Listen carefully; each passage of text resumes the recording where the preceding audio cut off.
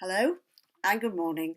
This is Theolyn again, bringing you a daily dose of what I hope will be real inspiration for you. The first thing I always do is to look at an angel script card. And what we have today is one called Fulfillment. This is the character Fulfillment. I always think it looks like a smile. That way. Lovely smile. Okay, so that's fulfillment. And the message in the book is really interesting in respect of what's going on at the moment. So this is just part of the channeled reading. Fulfillment brings perfection in the moment.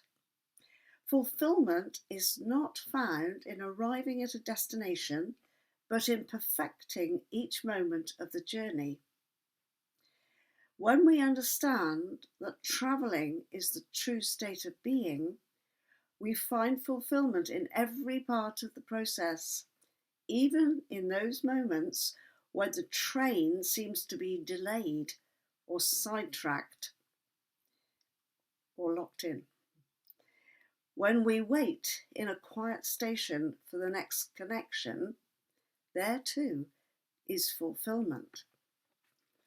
So in the present state, perhaps a lot of us are feeling that we're in a station waiting for the next train to arrive, wondering whether there will be another train, where it might be going. Are we going to get on it? Or would we be happier if we just stayed at this station, waited for a taxi to find us somewhere more interesting to go? Those choices are really interesting at this time. From an astrological point of view, we have just about now, a day or so ago, we had a new moon in Taurus, which I've already mentioned, but subsequent to that, really close on its tail, the sun moved a little bit further along in the sign of Taurus and made a conjunction to Uranus. And Uranus is full of surprises.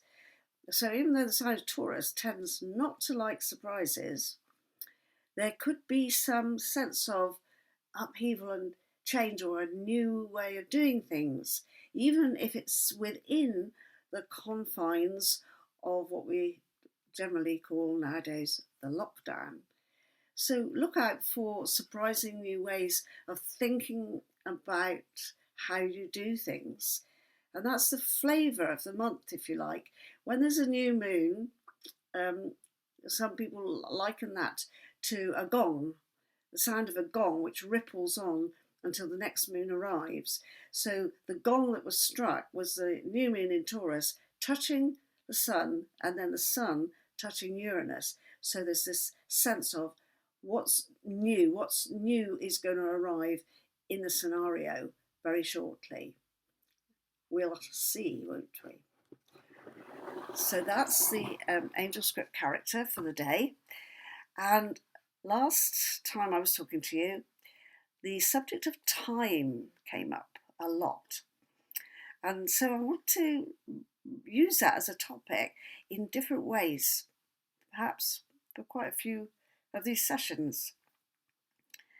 And the notion that we need to observe our own timeline in life and kind of acknowledge where we've come from before we can stand in the present and make a vision for the future is very powerful. And here in the West, we have a particular way of looking at time, which is that it is linear and it's unfolding in a line which is going to a goal, having a destination. This is what they call a teleological approach to time, whereas in the East they tend much more to think of it in cycles and circles of time. So from the point of view of a Western tradition, we can look at the Greek philosophers to see where some of our notions of destiny and fate came from. So there's an old story that we get in Plato, who was a disciple of Socrates and wrote down what Socrates said. If you know anything about Socrates, he was actually put to death by the Athenians because he was supposed to be teaching outrageous topics to the youth of the city. But Plato had already previously been a Pythagorean, follower of Pythagoras, who was an esoteric teacher. When I first discovered Pythagoras in one of my meditations, he came in as a guide and gave me his name. All I knew about Pythagoras was from my school geometry lessons about the theorem. But I then discovered he was a teacher of the mysteries, and he was a healer, and he was reputed to be able to perform sort of paranormal, or what we might call supernatural powers. He had these powers. He could levitate, for example. So Plato comes from that tradition. He's already a Pythagorean, and the Pythagoreans fell out of favour for various reasons. They were persecuted. So Plato knew a lot about the mysteries, but he tended to keep some of it under wraps, put it like that. But one particular thing that he says, which is very interesting for people who want to know about angels, is the notion that before we are born, we choose what Plato would call, the Greeks would call, the daemon, or sometimes pronounced daimon, and it's nothing to do with demons. So a daimon, or daemon, is a Greek word for a guiding spirit who's rather like the Christian guardian angel. The difference being that the Christian guardian angel is supposed to be there to make sure you stay in the church or get baptized if you're not in the church. So in Plato's story, in his writing the Timaeus, he says that before we are born, we decide what our life is going to be. And then we choose our daimon, and we come down under the yoke of necessity. Right, so necessity is all to do with time. And in the Greek tradition, you find the moirai, who are the fates, and there are three of them. There's Clotho, Lachesis, and Atropos. And Clotho spins. I mentioned the spindle the other day when we were talking about the Sleeping Beauty. Clotho spins the thread of life which is going to be woven into the tapestry of your destiny. And Lachesis allots how much thread there is. Right? So at that point it's being measured. And then Atropos is the one who can cut it off. She has scissors, right? So she's the one who defines when death will come. And those three are contributing to this concept of necessity, that you only have so much time, and that somehow at a certain stage, even before you were born, you knew how long you were going to be here for.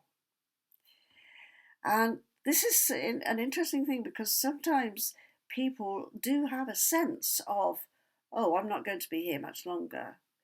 In fact, Peter Fenwick, the neuropsychologist who reports on near-death experiences, Peter Fenwick said in one of his talks that he's noticed that about 2 years before somebody dies, they will start talking as though, yes, I'm not going to be here that much longer. They'll have a feeling that somehow part of them knows. Right? And sometimes people say things to their relatives.